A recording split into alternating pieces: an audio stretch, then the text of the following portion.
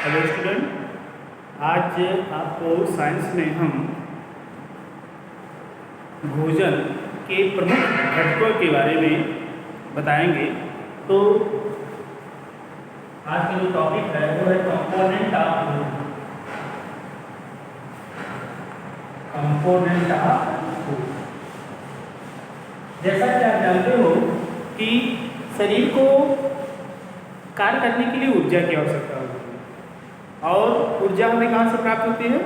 ऊर्जा हमें भोजन से प्राप्त होती है। इसका मतलब ये है कि हम बिना भोजन के कोई भी कार्य नहीं कर सकते हैं, तो भोजन हमें लेना आवश्यक होता है।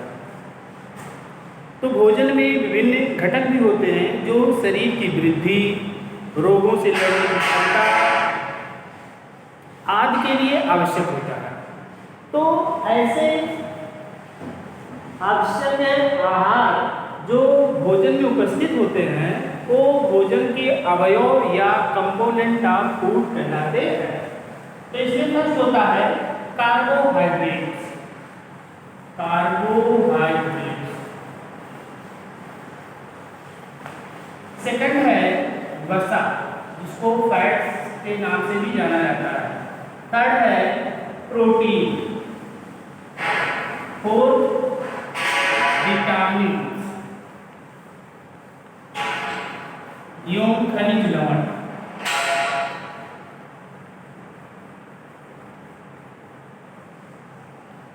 और फिफ्थ है फाइबर्स, रेसिन। इन चीजों की आवश्यकता आपके भोजन में होती है।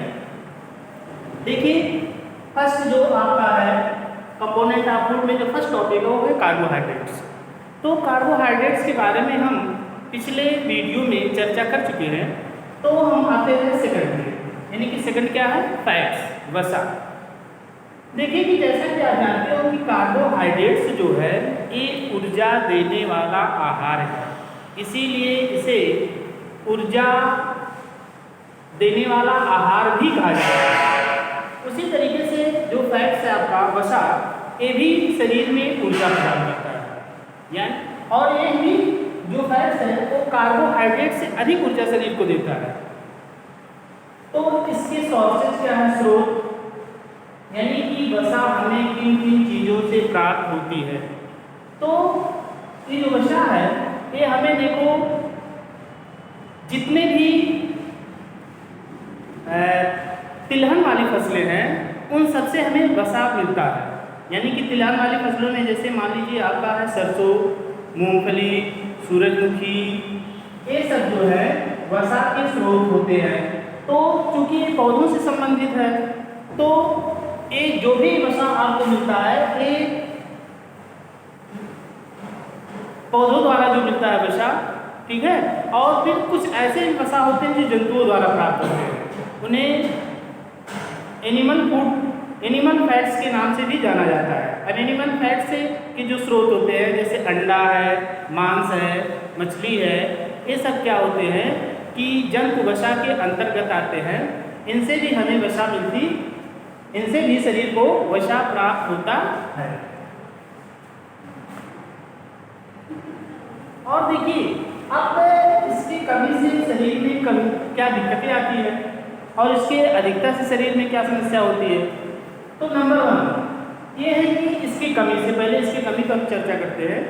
तो फैट्स से, अगर शरीर में फैट्स की कमी होती है तो इस क्या होता है कि जैसे जो बाहर का वातावरण होता है उससे शरीर के लड़ने की जो क्षमता होती है या उसके सहन करने की जो क्षमता होती है वो प्रभावित होती है। क्योंकि जैसा कि आप जानते हो कि फैट्स त्वचा के नीचे जो बॉडी होती है सबसे आउटर लेयर में स्किन पाई जाती है,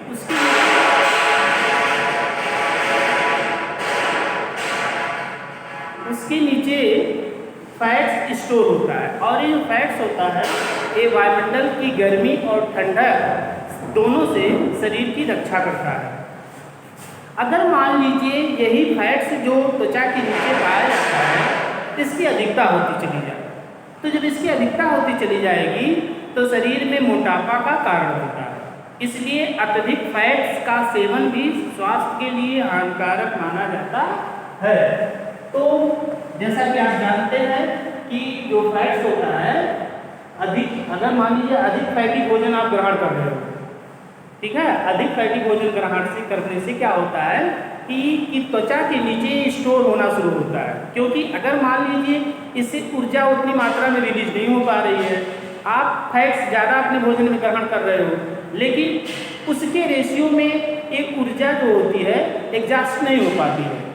तो कारण क्या होता है कि यही फैट्स त्वचा के नीचे स्टोर होने लगती है, और स्टोर होते होते क्या होती है कि शरीर में मोटापा का कारण बन जाती है। इसलिए अत्यधिक फैट्स का सेवन भी स्वास्थ्य के लिए हानिकारक होता है, और कम फैट्स अगर आप नहीं ले रहे हो तो भी शरीर का जो स्वास्थ्य होता है वो प्रभावित होगा, ठीक है। तो फिर आगे हम आते हैं प्रोटीन। तो प्रोटीन क्या है? प्रोटीन एक प्रकार का अमीनो अम्ल है, ठीक है, जो शरीर की टूटी फूटी कोशिकाओं की मरम्मत करने में सहायक होता है, एज ए बॉडी रिपेयर कहलाता है।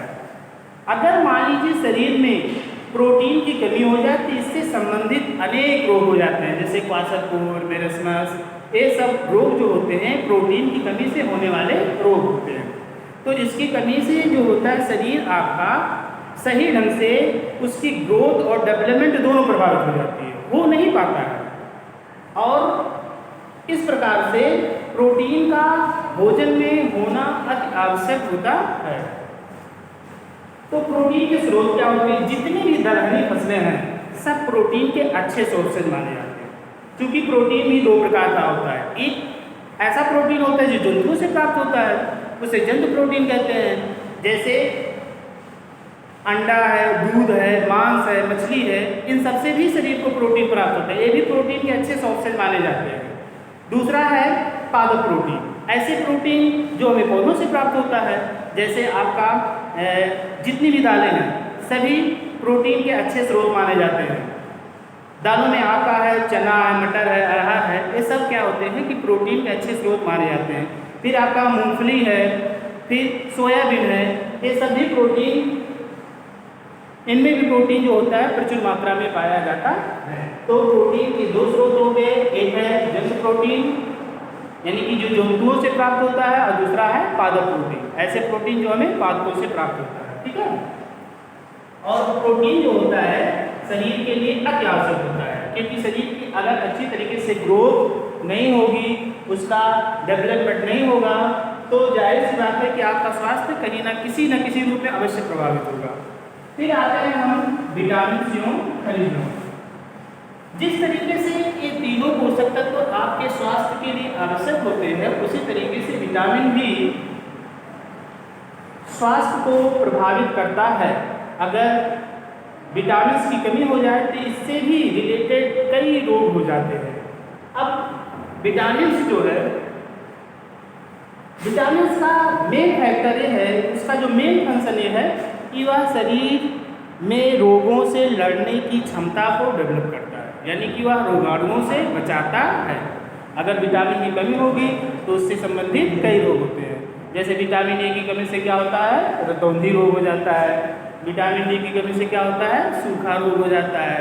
विटामिन सी की कमी से क्या होता है, स्कर्वी रोग हो जाता है। तो इस तरीके से विटामिन की कमी से अनेक रोग शरीर में होते हैं, और अगर विटामिन आपके भोजन में है तो आपके शरीर में रोगों से लड़ने की जो क्षमता होगी वो अच्छी होगी।